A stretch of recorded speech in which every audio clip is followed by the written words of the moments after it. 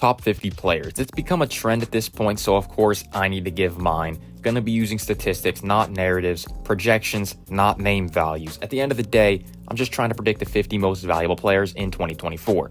We're gonna disagree at some point. Feel free to let me know. I like reading the comments, even the ones that aren't so nice. Make sure to subscribe as well, because there's no better place to be for the 2024 MLB season. With that being said, let's get into the ranking.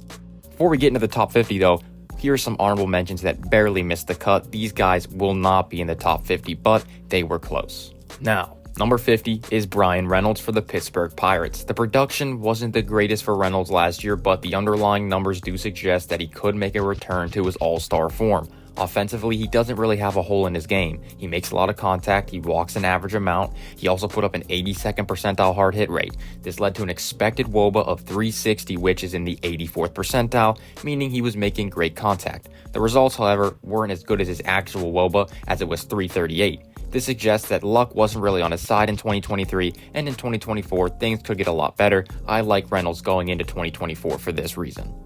Number 49 is Randy Arozarena for the Tampa Bay Rays. Very exciting player, but also very statistically sound. His value is built on his offense. His defense, not that good as you can see. He was in the 6th percentile in fielding run value. The offense is good though. He hits the ball hard with an average exit velocity in the 86th percentile. He also walks a lot with an 87th percentile walk rate. That discipline is not something that he had before 2023, so I'm interested to see if he maintains that going into 2024.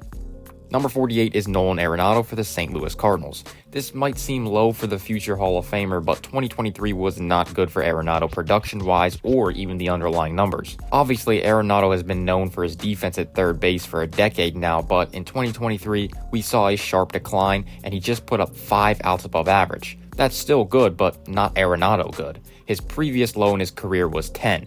This does make sense. He's going to be 33 years old next year. The defense isn't going to last forever. Offensively, he was still okay, but it is concerning to see his defense dip like that when that is where a lot of his value came from.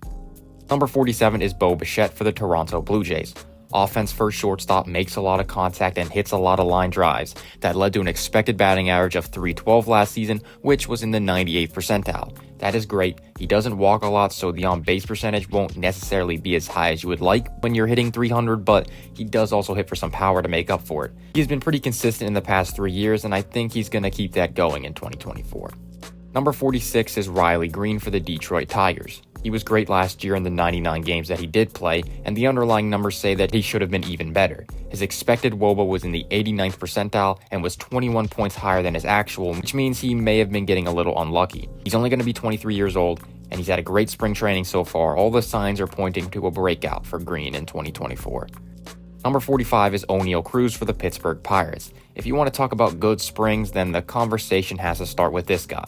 The hype was obviously already there going into the season, but after what he's done in spring training, it's hard not to include him on this list. He has the power. He had a 96th percentile barrel rate in 2022. He has the sprint speed. That's in the 98th percentile. Athletic freak. You all know who he is. The ceiling is so high, and after seeing the production in spring training, I'm comfortable sliding him in here. Number 44 is Corbin Burnes for the Baltimore Orioles. This might feel low, but he's only really gotten worse since his dominant 2021 season. He's still great, don't get me wrong, he's just not in that elite category for me anymore. The strikeouts have gone down 10%, the walks have gone up 3%. These are not good things to see. That is what Burnes was so good at, racking up an insane amount of strikeouts while limiting the walks. Of course, he still has his 5-pitch mix, he uses all of them, and all of them are pretty good. Still good, just not as great as he was a few years ago. Number 43 is Ketel Marte for the Arizona Diamondbacks. He's an all-around guy, plays about average defense at second, but he can really hit. He makes a lot of contact with a 75th percentile whiff rate, and he doesn't chase either with a 76th percentile chase rate. He also hits the ball hard, a 77th percentile average exit velocity. 3 pillars of hitting, he does them all pretty well, which is rare to see. Not to mention, he's a switch hitter, and still pretty young at 30 years old. I mean, not the youngest anymore, but still, don't really expect too much regression from a 30-year-old. I like Ketel Marte for 2024. Number 42 is Adolis Garcia for the Texas Rangers. He makes a lot of loud contact with a 96th percentile barrel rate. It means there are going to be a lot of home runs, there are going to be a lot of extra base hits, but he's not just an offensive weapon, as he's great on defense and right field as well. This is obviously great for his value and a big reason why he's on this list at number 42. Number 41 is Pablo Lopez for the Minnesota Twins. If you watch my other videos, you would know I'm already a pretty big fan of Pablo. Last year, he may have been overshadowed by Sonny Gray, who finished runner-up in the AL Cy Young voting, but Lopez was probably the best pitcher on that Twins team. He was always great at pitching to contact and inducing weak contact, which is a pretty good combination of skills, but in 2023, he started striking out guys at an elite rate.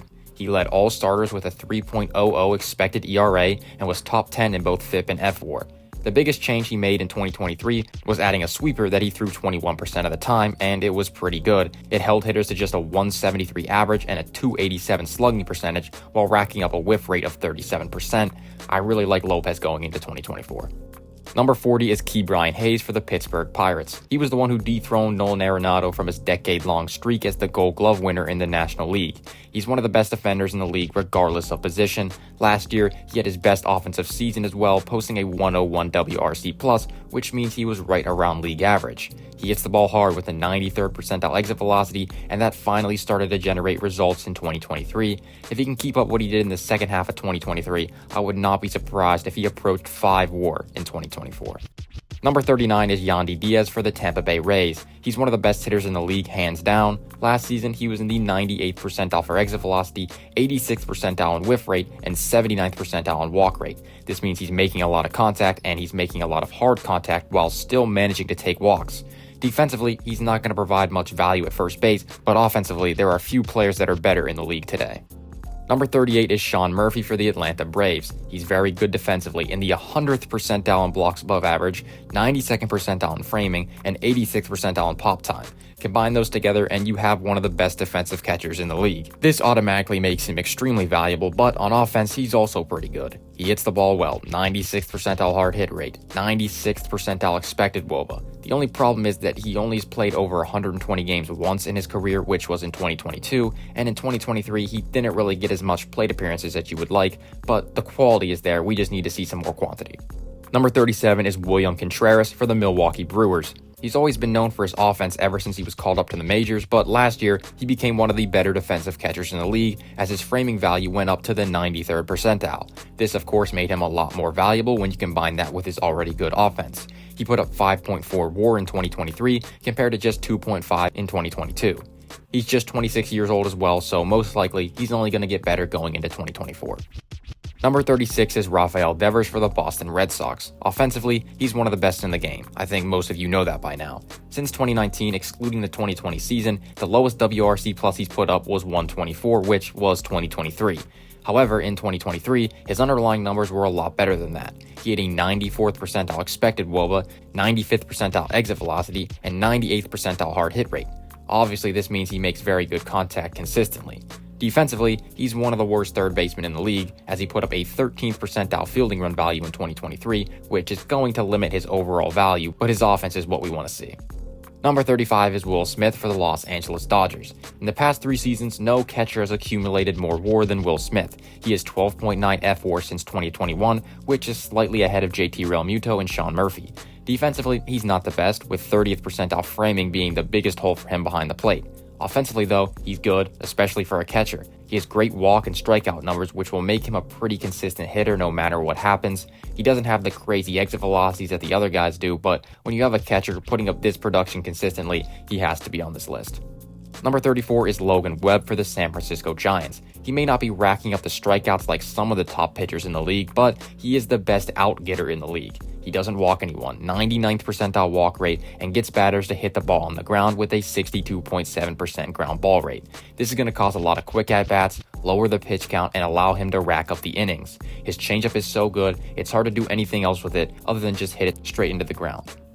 Number 33 is Manny Machado for the San Diego Padres. Machado is a confusing player for 2024. 2023 was not a good season for him at all, and he's going into 2024 with an arm injury.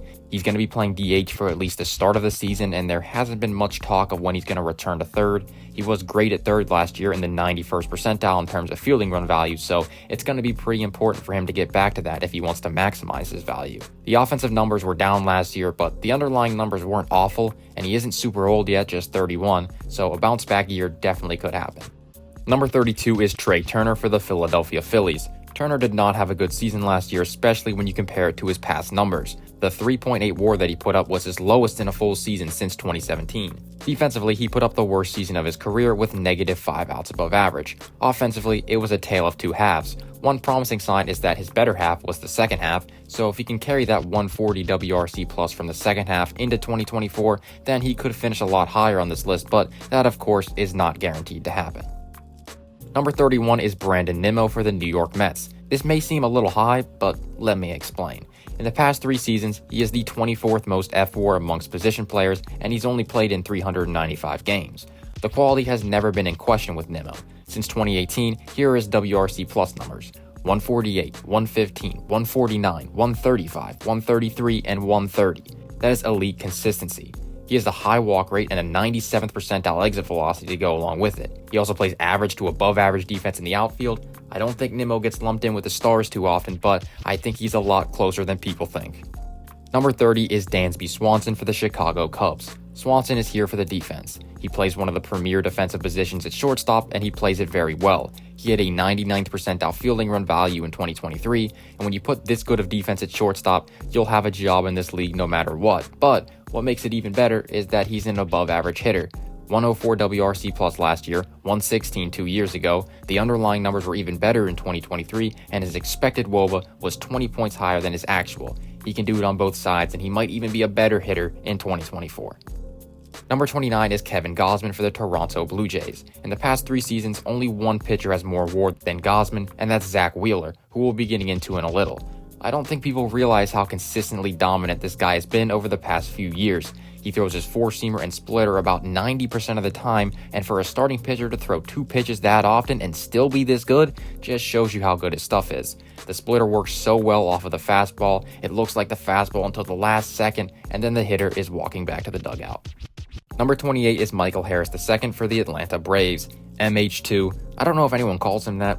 It doesn't really flow all that well, but I just made it up. Anyway, great defender out there in center field. He's burst onto the scene here. He's only 23. I don't think people realize how good he is. His biggest problem is that he likes to chase. He had a 6th percentile chase rate in 2023, which is common with younger players. He makes up for that though with an 86th percentile hard hit rate. Good defensively in a valuable defense position is going to make him valuable no matter what. As long as he keeps up the same production offensively that he has been, he's going to be good for a long time. Number 27 is Alex Bregman for the Houston Astros. Bregman may not be as flashy or as exciting as some of these other guys, but he gets it done. He walks more than he strikes out. Very few hitters in today's game can say that they've done that before.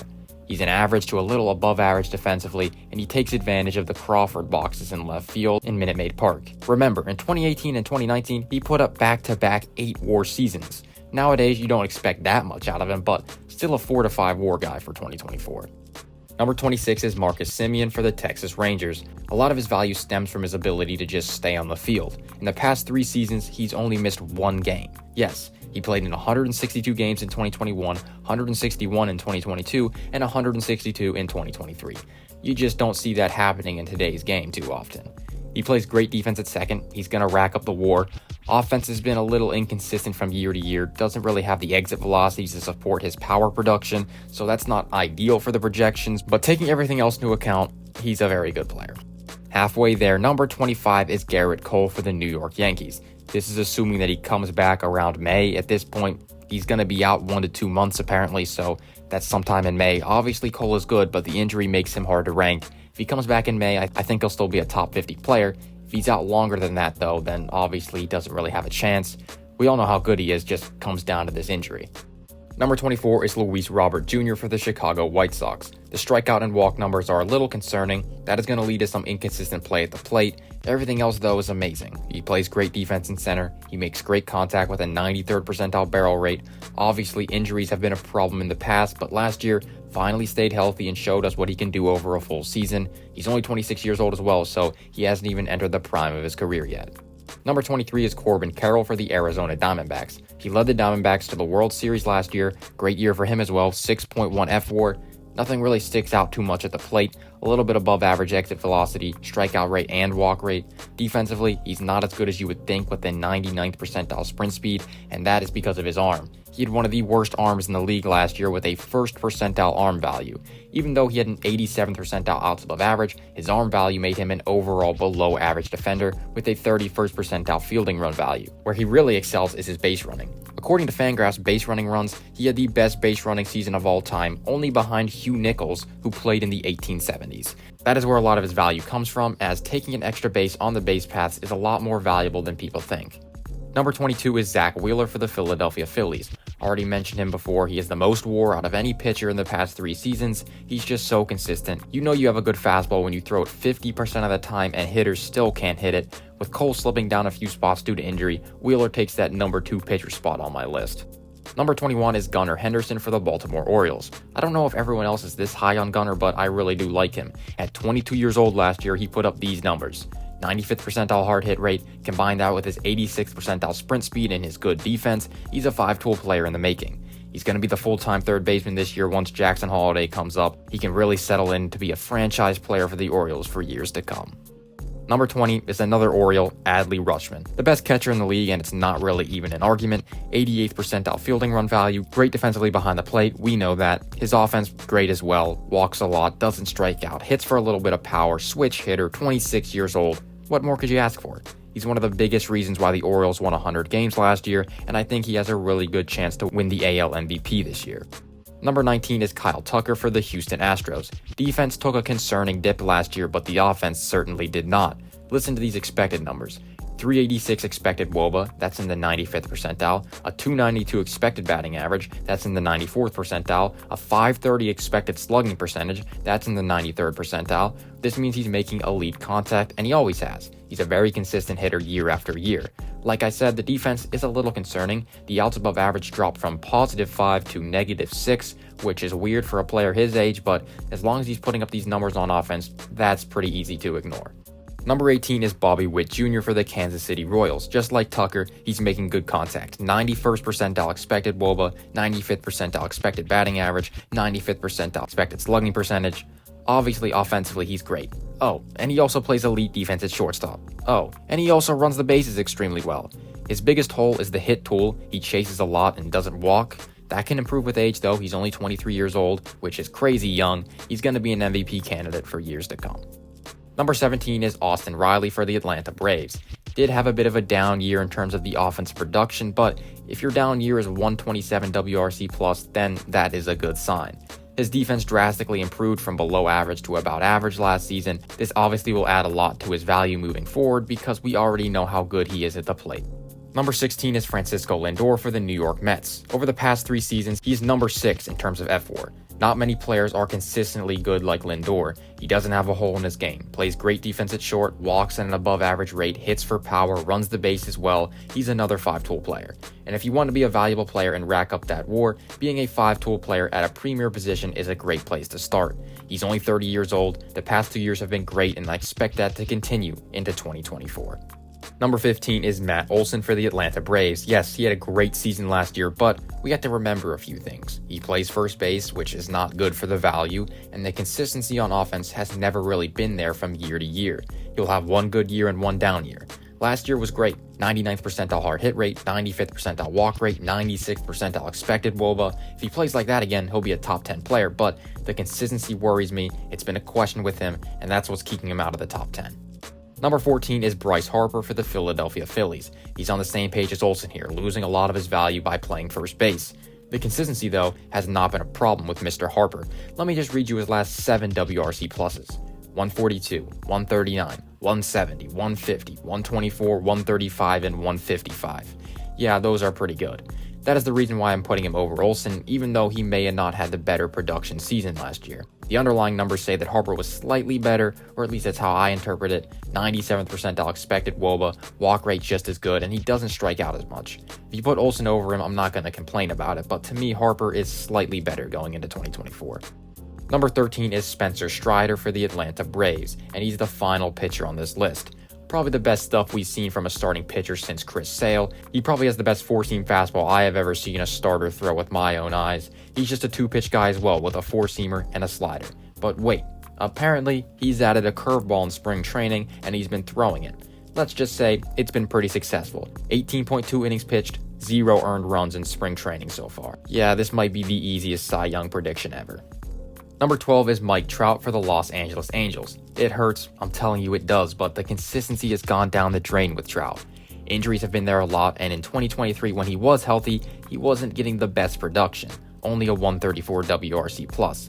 And when I say only, yeah, that's just how good Trout is. His next lowest is 160. 160 was his lowest WRC+ of his career, and he's been playing since 2012. The underlying numbers are still amazing though. Go look at his baseball savant page. Everything is at or around the 90th percentile except for the strikeout rate. Still makes great contact. The defense is slipping a bit. The only question is, can he stay healthy? If he is, he will be an MVP candidate, but we have to take that into account. I have him at number 12. Number 11 is Julio Rodriguez for the Seattle Mariners. Hitting, power, speed, glove, arm, he has it all. He plays center field. He's 23 years old. Very few people have ever put up 11 WAR in their first 2 seasons in the league. 95th percentile exit velocity, 5-tool player. What else is there to say? Let's just move on. This kid's a superstar. Number 10 is Fernando Tatis Jr. for the San Diego Padres. This reminds me a lot of Ronald Acuna Jr.'s 2022 season. A little bit of a down year offensively, but there are a plethora of reasons why I think Tatis can get back to what he was doing in 2021 when he put up over 7 WAR. Number 1, the underlying numbers are very good. His expected WOBA was 32 points higher than his actual WOBA, a big sign for improvement. 90th percentile hard hit rate, and an 89th percentile exit velocity. And another reason is that he doesn't even have to be that good on offense. This guy just won a platinum glove in his first year playing right field. His value is already so high just from that elite defense. If he goes out and puts up a 158 WRC+ like he did in 2021, which I think he's definitely capable of based on his quality of contact last year, then you might as well just hand him the MVP trophy. You heard it here first. Number 9 is Corey Seager for the Texas Rangers. Seager's hard to rank for me. He had a great season last year, of course, but that was the first time we've seen him put up top 10 type numbers. But you can't ignore the numbers that he put up last year. 98th percentile expected WOBA, 99th percentile expected batting average, 99th percentile expected slugging, 96th percentile exit velocity, 92nd percentile barrel rate, 96th percentile hard hit rate. You don't see that every day. He's playing below average defense at shortstop. It's a weird player to rank because it wasn't that big of a sample size. The range of outcomes for Seager in 2024 are pretty large. He could win the MVP. He also could have a down year. Could very well see that happening. Sample size wasn't that big, but that's the beauty of the game. Number 8 is Jose Ramirez for the Cleveland Guardians. Over the past 8 years, he's really been the model of consistency. Only 2 players have accrued more WAR than him in that time span, Mike Trout and Mookie Betts. Look at his game, and it's hard to find a hole. He walks more than he strikes out. He plays above average defense at third. He runs the bases well. He's hitting 20+ homers every year, and he's a switch hitter. Just so criminally underrated his entire career just because he plays for Cleveland and he hasn't really had that MVP season yet. Since 2017, he's only finished outside of the top 10 in MVP once. He's consistent and consistently good. This is one that you can't argue with me on. This guy is a top 10 player in the league. Number 7 is Freddie Freeman for the Los Angeles Dodgers. Freeman has been great over his entire career, but the past 2 years have just been on another level. Back-to-back seasons of over 7 WAR, a 158 WRC+, and a 163 WRC+. He's an elite base runner. The past 2 seasons, he's put up over 5 base running runs above average according to Fangraphs, and you just don't see that from a 33-year-old first baseman too often. If you want to get into the top 10 players as a first baseman, this is how you have to do it. Number 6 is Shohei Ohtani for the Los Angeles Dodgers. Ohtani, of course, when he's healthy, pitching, hitting, he's the best player in the league. But without that, he does not quite get that title. Obviously, he's still an elite hitter, so he does crack the top 10. Last year, he had a barrel rate in the 100th percentile, exit velocity in the 99th, expected WOBA in the 99th, plus he also walks a lot with a 98th percentile walk rate. The 12th percentile whiff rate is the only blemish on his offensive profile, a lot of swing and miss in his game, still very small blemish when you're hitting the ball as hard as he is, but that's the reason I have number 5 as Yordan Alvarez for the Houston Astros. In my opinion, the best hitter in the league. His 2022 season was just out of this world. Take a look at his baseball savant page on that. In 2023, injuries were there, but still played extremely well. Basically has all the same skills as Ohtani, but he's in the 66th percentile in terms of whiff rate, so he's making a lot more contact, and as a result, will be much more consistent of a hitter. I'm all about positional value, so if you see me putting a DH in the top 5 players in the league, that's how you know he's good. Number 4 is Juan Soto of the New York Yankees. This guy is 25 years old and has 28.5 WAR. One of the most talented hitters the game has ever seen. 20 percentile walk rates, that just doesn't happen. He's never had a season under 400 on base percentage. Yes, defensively he's not that good, but just stick him in right field next to Aaron Judge, who we'll get to in a little, and just let him hit. Number 3 is Mookie Betts for the Los Angeles Dodgers. Just an elite player pretty much everywhere you look. Hits for power with a 94th percentile exit velocity, hits for contact with a 92nd percentile whiff rate, works walks, 93rd percentile walk rate. He's playing shortstop this year, which could be good for his value, but also could be bad if he isn't good at it. I'm not sure if somebody could do this, it would be Mookie Betts, so I wouldn't be surprised if he is good at shortstop. He finished runner-up in the NL MVP race last year to the guy who was number 2. Number 2 is Ronald Acuna Jr. for the Atlanta Braves. 41 home runs, 73 stolen bases. Even though those stats aren't really the best to use, that has never been done before, and that's very impressive. He was always a freak athlete with a rare power-speed combo, but then in 2023, he just decided, I'm not going to strike out anymore. He went from striking out 24% of the time to 11.4% of the time. Like, how does that even happen? 13% drop in the strikeout rate? He put up one of the best offensive seasons that we've seen in a while last year, and he definitely deserves to be number 2. Number 1 is Aaron Judge for the New York Yankees. Yes, I think Aaron Judge is the best player in the league going into 2024. In 2022, he put up 11.6 WAR. That's crazy. Injuries derailed another great season for him in 2023, as he was on pace for an 8-ish WAR season. And believe it or not, the underlying numbers say that he should have been even better. His expected WOBA was 41 points higher than his actual. He was expected to do even better based on the contact he was making. One key difference between him and Acuna is the fact that Judge plays much better defense in the outfield, which is a big reason why he's able to rack up these WAR numbers. In my opinion, he's the best player in the game going into 2024. Let me know what you think. Here's the full list. Analyze it. Take a picture. What would you change? Thank you for watching. I'll see you next week. Goodbye.